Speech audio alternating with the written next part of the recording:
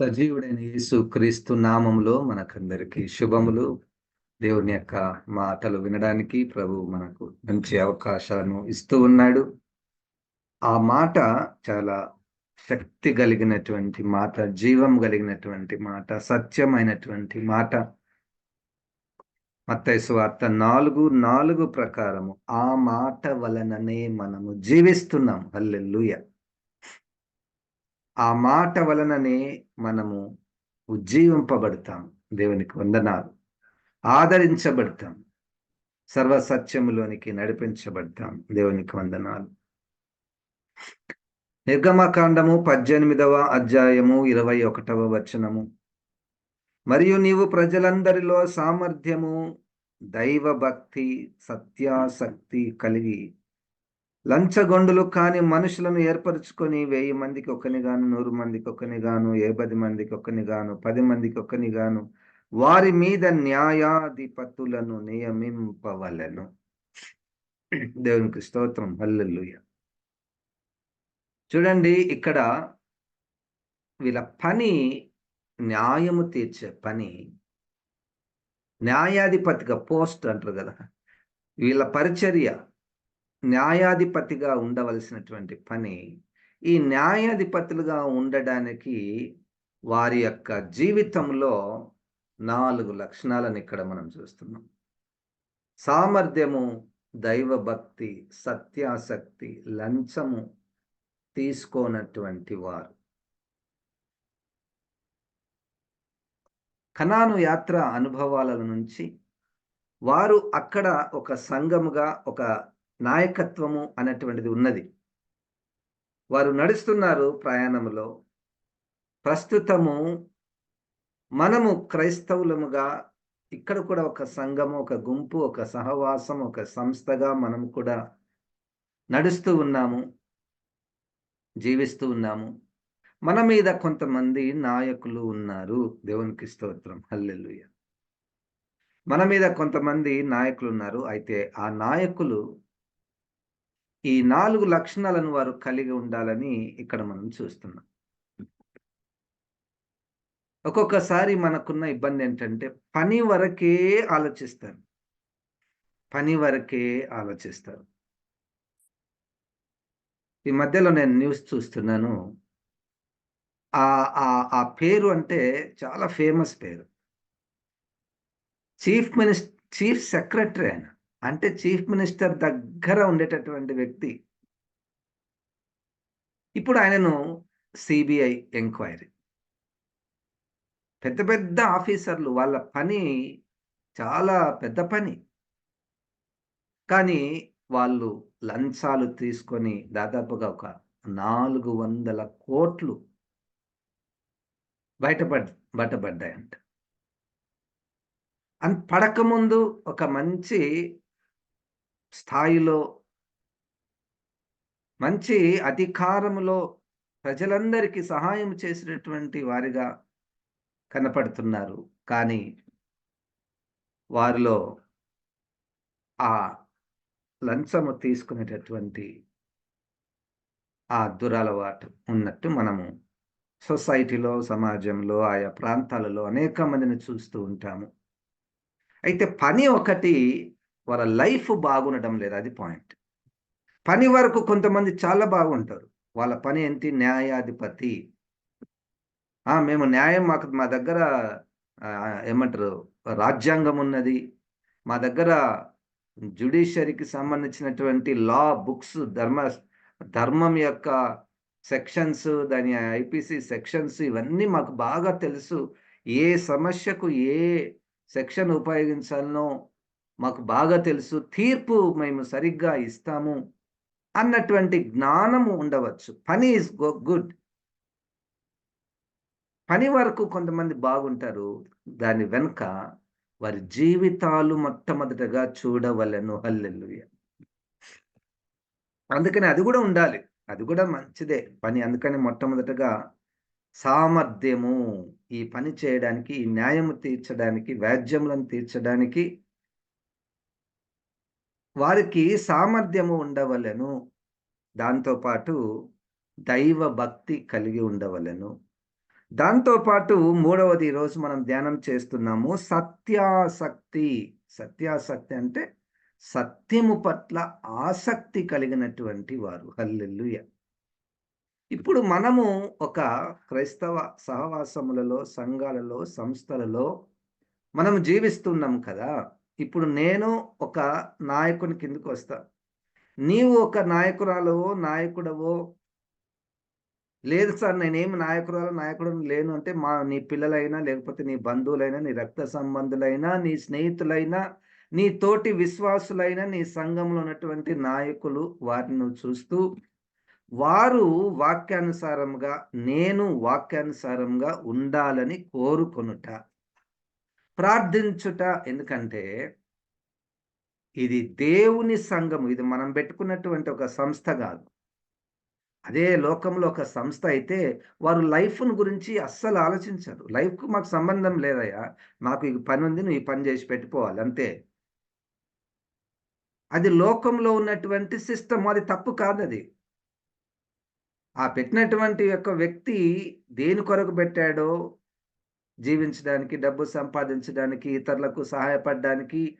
కాబట్టి నాకు పని మాత్రమే కావాలి. నీ లైఫ్ నాకు సంబంధం లేదు.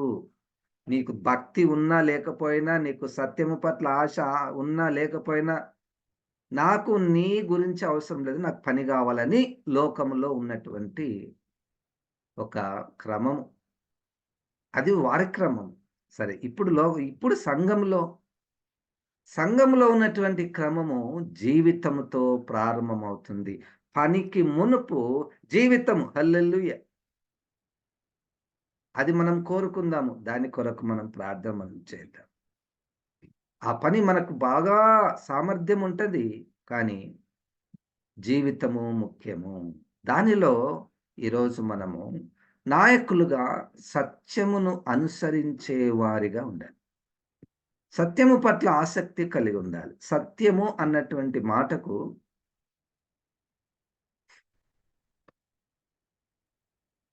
3 విషయాలు. ఒకటి అందరికీ లోకంలో తెలిసినటువంటి అర్థం ఏంటంటే సత్యము అంటే అబద్ధానికి వ్యతిరేక పదము సత్యము. అంటే సత్యము పలకాలి మొదటిది. రెండవది 14:6 యోహాను సువార్తలో సత్యం అంటే అర్థమేంటి సార్ అంటే నేనే సత్యము. హల్లెలూయా! అది. నేనే సత్యము. రెండోది. మూడోది సత్యము అంటే పరిశుద్ధాత్మ దేవుడు మనలను సర్వ సత్యములోనికి నడిపించును. ఇది ఆయన పని. ఏది సత్యమో దాని వైపుకు నడిపించే పని ఆత్మదేవుంది. హల్లెలూయా! ఈ 3 కోణాలు.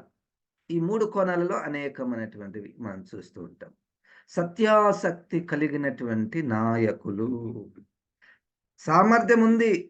పాట పాడగలము, బోధించగలము, వాయిద్యాలు వాయించగలము, పరిపాలన చేయగలము. అనేక పనులు చేసినటువంటి వారు సంఘాలలో మనకు కనపడుతూ ఉంటారు. అయితే వారికి ఈరోజు ప్రభువు మాట, ఆత్మ మాట, నీకు సత్యాసక్తి కలిగి ఉండాలని ప్రభు కోరుకొనుచున్నాడు. అట్టి వారిని నువ్వు నాయకులుగా ఏర్పాటు చేసుకో. అక్కడ మిస్ అయిందనుకోండి, అక్కడ మిస్ అయితే ఇక నువ్వు ఏమి ఆలోచించనవసరం లేదు. ఏమి ఆలోచించకుండానే ఆ పని చెడిపోతది. ఆ పరిచర్య పోతుంది. ఇక ఒకరిని చూసి ఒకరు. అది ఆ వ్యక్తి సత్యము లేకపోతే, సత్యం మాట్లాడకపోతే, సత్యమయున్న యేసుక్రీస్తుని తెలియకపోతే, సత్యములోనికి నడిపించగలిగినటువంటి ఆత్మను గురించి తెలియకపోతే, దురాత్మకు, అపవాదికి మంచి స్థలం దొరికినట్టే. మనమేం చెడ్డ పని చేయనవసరం లేదు. దొంగతనము, వ్యభిచారము, ఆ! నరహత్యలు ఏం చేయనవసరం లేదు. సత్యము గురించి మనకు తెలియకపోయుంటే, ఇక్కడ అక్కడ ఎంటర్ అయిపోతుంది. దురాత్మ ఎంటర్ అవుతుంది. దురాత్మ ఎట్లా ఎంటర్ అవుతుందంటే, దాని గురించి అసలు పట్టింపే ఉండదు. దాని గురించి అవునయ్య పని చేస్తున్నారు గదా వాళ్ళు. పని చేస్తూనే ఉన్నారు గదా వాళ్ళు. ఏం జరిగింది? ఏం నష్టమైందిప్పుడు? అన్న స్థాయికొచ్చేస్తారనమాట.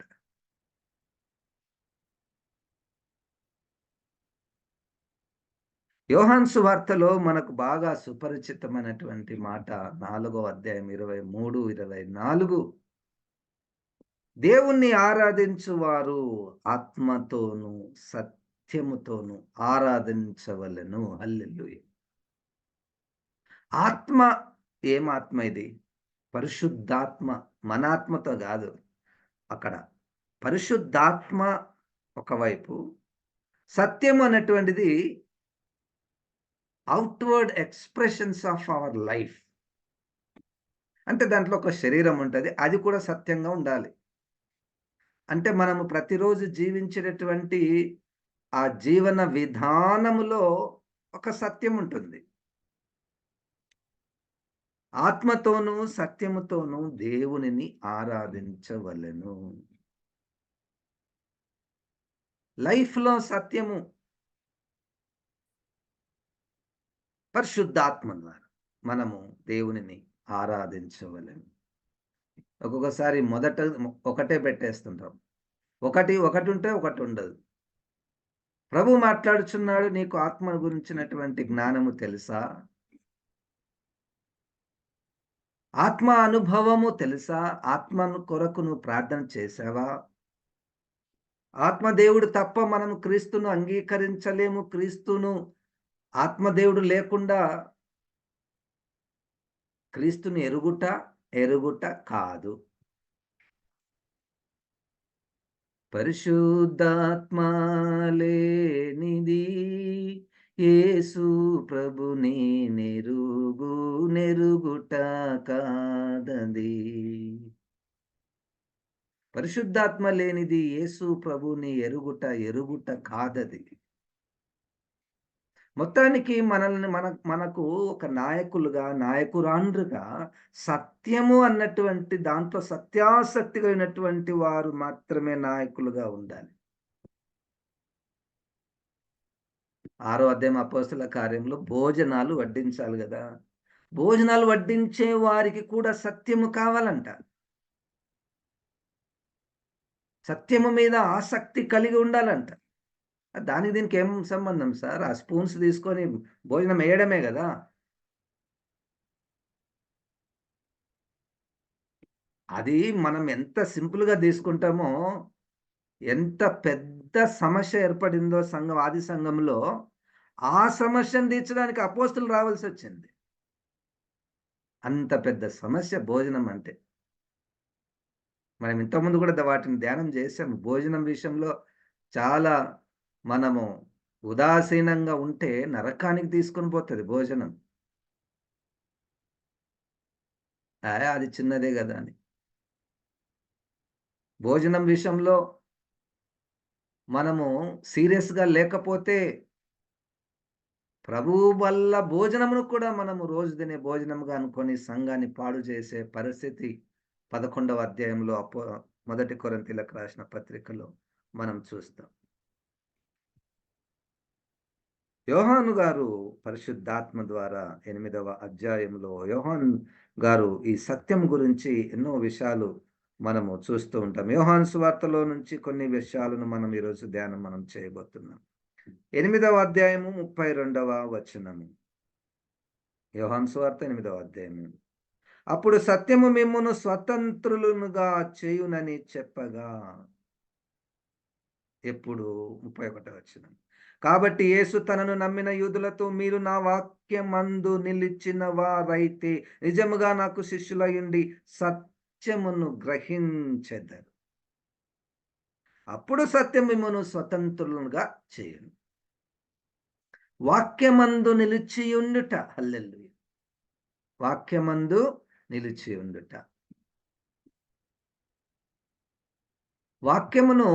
వాక్యమందు నిలిచియుండుట, వాక్యమును అప్పుడప్పుడు వినుట, వాక్యమును అప్పుడప్పుడు బోధించుట. వాక్యమును అప్పుడప్పుడు చూచుట, వాక్యమును అప్పుడప్పుడు చదువుట, వీటన్నిటిని వాక్యమందు నిలిచి ఉండుట. అంటే నువ్వు ఎక్కడికి పోయినా, ఏం చేస్తున్నా, ఏ రోజైనా నువ్వు వాక్యమందు నిలిచి ఉంటావు. వాక్యము నిన్ను నడిపిస్తూ ఉంటుంది. హల్లెలూయా! వాక్యము సత్యము. అప్పుడు సత్యము మిమ్మును స్వతంత్రులుగా చేయును. అప్పుడు మీరు సత్యాన్ని గ్రహిస్తారు. ఆ సత్యము మిమ్ములను స్వతంత్రులుగా చేయును. హల్లెలూయా! వాక్యము మనల్ని స్వతంత్రులుగా చేయును. ఈ మాటకు అర్థం ఏమిటంటే, స్వతంత్రులకు ఆపోజిట్ ఏందంటే బంధకం కదా! ఈ బంధకం అన్నటువంటి మాట ఎందుకొస్తుంది? ఏ సందర్భంలో వస్తుందంటే, యూదుల మతాచారాలు బంధకాలుగా ఉన్నాయి. అబ్బా! ఎన్ని బంధకాలో. పొద్దున్న లేసినప్పటి నుంచి రాత్రి వరకు బంధకాలు, బంధకాలు, పొద్దున్న లేసి వాళ్ళు కట్టుకోవాలి తెలుసా? మొఖాలకు, చేతులకు కట్టాలి. ఏం కట్టాలి? వాక్యాలను కట్టుకోవాలి. ఈడ కట్టుకోవాలి వాక్యం. ఒక బంధకం అది. మనకనిపిస్తది అట్లెట్ల బంధకం సార్? అది వాక్యమే గదా! చెయ్యికి కట్టుకోవాలి. అరే! వాక్యం చేయకుంటే ఎంత మంచిగుంటది గదా! మళ్ళా నువ్వు దాన్ని బంధకం అంటావు. అంటే వారి మనసులో వాక్యం అనగా ఇక్కడ, ఇక్కడ కట్టుకునేది. ఇంకంతవరకే. లేదు, లేదు, మనం వాక్యానుసారము నడుచుకోవాలి. 8, 16 ప్రకారము 10వ అధ్యాయం 8వ వచనం హెబ్రీయులకు రాసినటువంటి పత్రిక ప్రకారం ఆ వాక్యాన్ని మన హృదయములలో వ్రాసుకోవాలి. దేవుడు వాగ్దానం చేశాడు. మన మనసులలో తన వాక్యాన్ని రాస్తాడని. ఆ వాక్యము అక్కడ ఉంటే అక్కడి నుండి పనిచేస్తుంది. అది స్వతంత్రము. అ ఆ స్వతంత్రము కావాలి మనకు. మంచి పెద్ద బైబిల్ నేను కొనుక్కున్నాను. ఒక బంధకము. లేదు, లేదు. మా మా చర్చిలో ఆ పెద్ద పుల్పిట్ మీద ఇంత పెద్ద బైబిల్ ఉంటది మా చర్చిలో. ఇంగా ఆ బైబిల్‌ను చూస్తారు చూడండి. చూడండి, అపవాది మనల్ని దేవునికి సంబంధించినటువంటి వాటి యందే బంధిస్తున్నాడు. ఎవ్వరికి అది కనపడదు. అదొక పెద్ద బంధకాలు. వీళ్ళేమన్నా వ్యభిచారం జేస్తున్నారా? దొంగతనం జేస్తున్నారా? నరహత్యలు జేస్తున్నారా? లేదు. వారి యొక్క మతాచారాలే వాళ్ళకు బంధకాలయిపోయినాయి. అయితే వాటి నుంచి విడిపించేది సత్యము. సత్యం మిమ్మలను స్వతంత్రులుగా చేయును. మొత్తానికి ఈరోజు మన అంశం ఏమిటంటే, నాయకురాండ్రుగా ఉన్నటువంటి వారు ఎవరైనా భవిష్యత్తులో మీరు దేవుడు మీకేదైనా పరిచర్య ఇస్తే, చిన్నది గాని, పెద్దది గాని, కనిపించేది గాని, కనపడనటువంటిది గాని, సత్యము, సత్యము, సత్యము, సత్యము మాట్లాడుట, సత్యమందు నిలుచుట, వాక్యమందు మనం నిలుచుట ద్వారా సత్యము మనల్ని స్వతంత్రులుగా చేయును. అందుకు వెంటనే అడుగుతారు చూడండి 33వ వచనంలో, అయ్యా ఏం స్వతంత్రం గురించి మాట్లాడుతున్నావు? మేము అబ్రాహాము సంతానము. మేము ఎన్నడూను ఎవనికిని దాసులమై ఉండలేదే. మీరు స్వతంత్రులుగా చేయబడుదురని ఏల చెప్పుచున్నామని ఆయనతో అనిరి. అందుకు యేసు, పాపము చేయు ప్రతి వాడును పాపమునకు దాసుడని మీతో నిశ్చయముగా చెప్పుచున్నాను. దాసుడు ఎల్లప్పుడును ఇంటిలో నివాసం చేయడు. కుమారుడు ఎల్లప్పుడూ నివాసం చేయడు. పాపము చేయువాడు, పాపము చేయువాడు పాపమునకు దాసుడు. ఇప్పుడు స్వతంత్రుడు అంటే పాపము నుంచి బయటికి వచ్చుట. ఎప్పుడు వాక్యమందు నిలిచినటువంటి వారికి. ఈ మాటలు వింటున్నప్పుడు మనము కోరుకోవాలి, పరిశుద్ధాత్మ దేవుడు మనల్ని సర్వ సత్యములోనికి నడిపిస్తాడు. 8వ అధ్యాయంలోనే 45, 46 వచనాలను చదువుదాం. యోహాను సువార్త 8వ అధ్యాయము 45. నేను సత్యమునే చెప్పుచున్నాను గనుక మీరు నన్ను నమ్మరు. నా యందు పాపమున్నదని మీలో ఎవడు స్థాపిస్తుంది? నేను సత్యము చెప్పుచున్న యెడల మీరెందుకు నన్ను నమ్మరు? ఎందుకు నమ్మరంటే, దేవుని సంబంధి అయిన వాడు దేవుని మాటలు వినును. మీరు దేవుని సంబంధులు కారు గనుకనే మీరు ఎవరిని హ్మ్. మీరు వినరని చెప్పాను.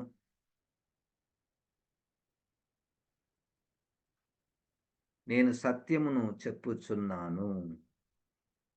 అయినా నేను సత్యం చెప్పుచున్నాను కాబట్టి మీరు సత్యమునే చెప్పుచున్నాను గనక మీరు నన్ను నమ్మరు. ఎంత ఏ స్థాయిలో యేసుక్రీస్తు ఈ మాటలు చెప్పవలసొచ్చిందో. అంటే దానికి జస్ట్ అపోజిట్‌లో మనం మాట్లాడితే, మరి ఎప్పుడు నమ్ముతారు మీరు? అంటే అబద్ధం చెప్పండి సార్ నమ్ముతాము. అనే పరిస్థితి ఇది. మీరు అబద్ధము చెప్తేనే మేము నమ్ముతాం. సత్యం చెప్తే నమ్మం.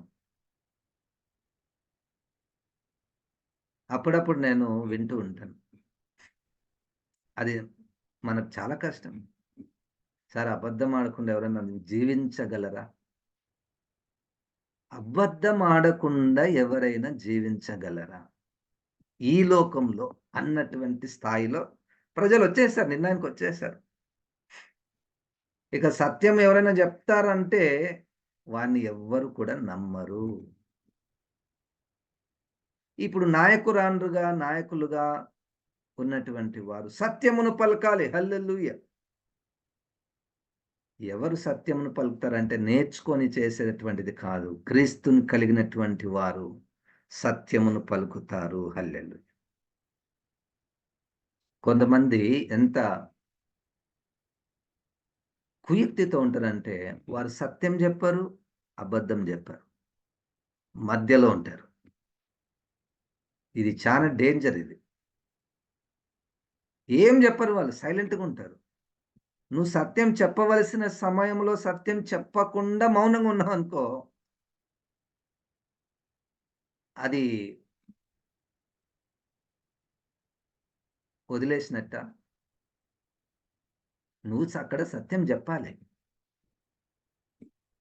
కానీ సత్యం చెప్తే అందరూ అబద్ధం వైపుంటారు. నువ్వొక్కదానివే సత్యం వైపుంటే ఎందుకు నాకనవసరంగా ఈ ఇబ్బంది అని మౌనంగా ఉంటాం చూడండి. అది అబద్ధం కంటే ఇంగా డేంజర్. తప్పదిప్పుడు. సత్యం మాట్లాడితే శ్రమలు. కోల్పోవాలి. సత్యం మాట్లాడితే నష్టం.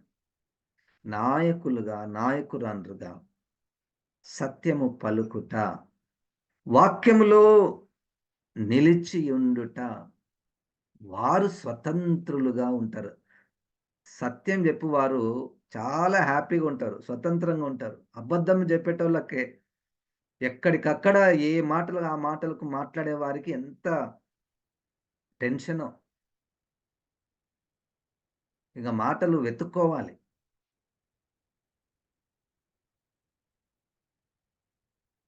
యోహాను సువార్తలో 16వ అధ్యాయములో ఎంత మంచి మాట. ఇది మనకు గావాల్సినటువంటిది. 16, 13 యోహాను సువార్త 16వ అధ్యాయము. ఇది మనము అయితే ఆయన అనగా సత్య స్వరూపి అయిన ఆత్మ వచ్చినప్పుడు మిమ్మును సర్వ సత్యములోనికి నడిపించును. ఆయన తనంతట తానే ఏమీ బోధింపక వేటిని వినునో వాటిని బోధించి సంభవింపబోవు సంగతులను మీకు తెలియజేయును. సత్య స్వరూపి. అంటే ఆయన స్వరూపం ఏంటి? సత్యము. ఆత్మదేవుని యొక్క స్వరూపమే సత్యము. ఆయన మిమ్ములను సర్వ సత్యములోనికి నడిపించును. హల్లెలూయా! అది మనం కోరుకోవాలి. ఆత్మదేవుడు చేసే కార్యం అది. సర్వ సత్యములోనికి మనల్ని నడిపించేవాడు ఒకాయనున్నాడు. ఆయన మీద మనం ఆధారపడుట ద్వారా ప్రభువా అదే మార్గము కదా! ఇంక వేరే మార్గం లేదు. పరలోకానికి వెళ్ళే మార్గము నేనే సత్యము. ఈ సత్యము గుండానే నువ్వు పరలోక రాజ్యములోనికి రావు. కనుక ప్రభువు మాట్లాడుచున్నాడు. పరిశుద్ధాత్మ దేవుడు మనల్ని సర్వ సత్యములోనికి నడిపిస్తాడు. మన జీవితాలను ఒక్కొక్కసారి పరిశీలించుకుంటే గత సంవత్సరం నుంచి ఈ సంవత్సరము వరకు మన జీవితాలు సత్యం వైపుకు నడిపించబడుతున్నాయా? లేకపోతే కేవలము మనము పనుల వరకే సంతృప్తి కలిగి ఉన్నామా? పనులంటే సామర్థ్యం ఉంది. దేవుని పరిచర్య చేయడానికి సామర్థ్యం ఉంది. కానీ సత్యము ఇంటిలో సత్యము, మన స్పౌసెస్ దగ్గర సత్యము, పిల్లల దగ్గర, తల్లిదండ్రుల దగ్గర సత్యము, సంఘస్థుల దగ్గర సత్యము, మనం పనిచేసే దగ్గర సత్యము, అవి మర్చిపోయి, అయ్యా నీకు పరిచయం చేయాలంటే ఇదే కదా, నీకు కావాల్సినవి ఇది చేసి పెడతా, నా లైఫ్ గురించి నీకెందుకు, తాగుతానో తింటానో తిరుగుతానో ఏమన్నా చేసుకుంటా, నీకెందుకు, నీకు కావాల్సింది పరిచర్యనే కదా. ఆ స్థాయిలోకి వచ్చేసింది సంఘము. ప్రభు మాట్లాడుచున్నాడు, లేదు లేదు లేదు, అట్లయితే అట్లయితే ఒక బెనిఫిట్ ఉంది, ఒక లాస్ ఉంది. బెనిఫిట్ ఎవరు తెలుసా? అవతల వ్యక్తికి బెనిఫిట్. అవతల వ్యక్తికి దేవుడు నాకు ఒక సామర్థ్యం ఇచ్చాడు, బోధించే సామర్థ్యం ఇచ్చాడు. నా వలన అవతల వ్యక్తి రక్షించబడవచ్చు, నా వలన అవతల వ్యక్తి ఆత్మీయంగా ఎదగవచ్చు, నా బోధ వలన. ఎందుకంటే నా బోధ దేవుని కృప వలన వచ్చింది, నేను సంపాదించుకున్నది కాదు. అట్లే ఇంకొకరికి ఇంకొక తలాంతు వాళ్ళు సంపాదించుకున్నటువంటిది కాదు. ఎవరైనా లేదు మేము కష్టపడి మాకు ఈ సామర్థ్యం మేము తెచ్చుకున్నాము అంటే దానిని కృపావరము అని అనరు. కృపావరం అంటే ఇట్లా ఫ్రీగా ఇచ్చింది అంతే అది. ఎవరో ఇచ్చారు మనకు. దాన్ని కృప అంటారు. నాకెవ్వరు ఇయ్యలేదు సార్, నేను ఇంత స్థాయికి ఎదిగానంటే ఎంత కష్టపడ్డారనుకున్నారు మీరు? నే ఇంత స్ ఇంత హై ఇంత నేను బోధిస్తున్నానంటే, పాట పాడుతున్నానంటే, వాయిద్యాలు వాయిస్తున్నానంటే ఎంత ఖర్చు పెట్టాననుకున్నారు? మీరు ఎంత సమయంను నేను వెచ్చించాలనుకున్నారు? అన్నటువంటి మనస్సు కలిగి సామర్థ్యంను ఉపయోగించే వారిని కృపా వరము అని అనరు.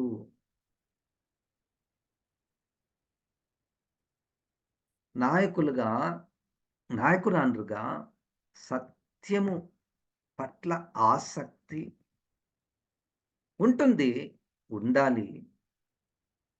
లేకపోతే ఆ నాయకత్వం వద్దు. వెనక్కుందాము. కొంత టైం తీసుకొని, నాలో సత్యం లేదు సార్, నేనిప్పుడు దానికొద్దులేండి అనాలి. నిన్నెవరైనా వచ్చి, అయ్యా నువ్వు ఈ పని చెయ్యి, నువ్వే దీనికి ఇన్‌చార్జ్, నువ్వే దీనికి డైరెక్టర్, నువ్వే దీనికి కోఆర్డినేటర్, నువ్వే దీనికి సెక్రటరీ, ప్రెసిడెంట్, చైర్మన్ అని ఎవరైనా అంటే, వెంటనే మనలో ఏం చూసుకోవాలంటే, నాకు ఆ సామర్థ్యం ఉందా? నంబర్ 1. వెంటనే నాకు ఆ దైవ భక్తి ఉందా?